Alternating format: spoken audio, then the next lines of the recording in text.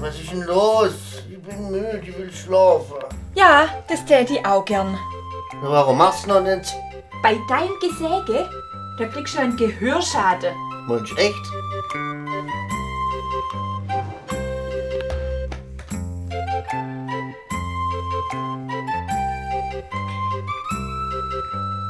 Für eine friedliche Nachtruhe. Passgenauer Hörschutz für die wirklich Betroffenen. Albeats Hörakustik in Kalf, gleich neben dem Kaufland.